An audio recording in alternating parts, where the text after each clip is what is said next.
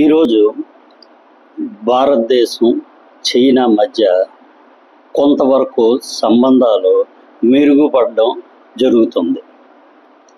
మనకు తెలిసి కోవిడ్ ముందు గాల్వనాలో జరిగిన ఉద్రిక్త పరిస్థితుల వలన చైనాకి భారతదేశానికి మధ్య సంబంధాలు కొంతవరకు దెబ్బతినడం జరిగింది.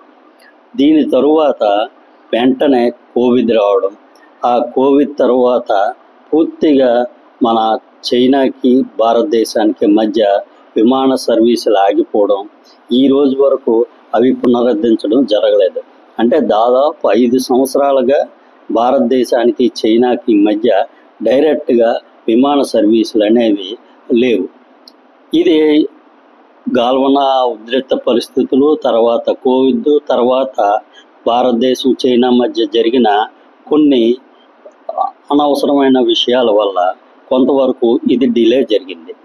గత సంవత్సర కాలం నుంచి కొంతవరకు చైనా భారతదేశం చాలా వరకు సంప్రదింపులు చేసుకొని, ఒక మంచి వాతావరణంలో సంప్రదింపులు చేసుకొని, గాల్వనాలో ఇద్దరు కలిపి గస్తీ ఏర్పాటు చేసుకోవడం, ఇలాంటి కొన్ని అభిప్రాయ భేదాలు ఎక్కడున్నాయో వాటిని చర్చల ద్వారా కొంతవరకు వాటికి ఒక సొల్యూషన్ తెచ్చుకొని రెండు దేశాల మధ్య ఉన్న ఉద్రిక్త పరిస్థితుల్ని కొంతవరకు తగ్గించుకోవడం జరిగింది.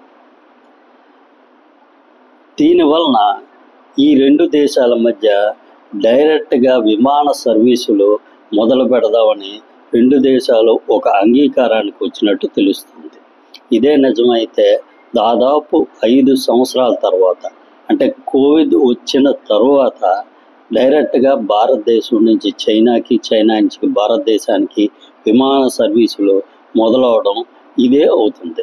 కాకపోతే ఇదే విధంగా అన్ని విషయాల్లో కూడా చర్చల ద్వారా ఉన్న ఈ ఉద్రిక్తతలను తగ్గించుకొని ఇద్దరూ కలిపి ఒక ముందడుగు వేస్తే అది రెండు దేశాలకి, రెండు దేశాల ప్రజలకు కూడా ఎంతో ఉపయోగకరంగా ఉంటుంది.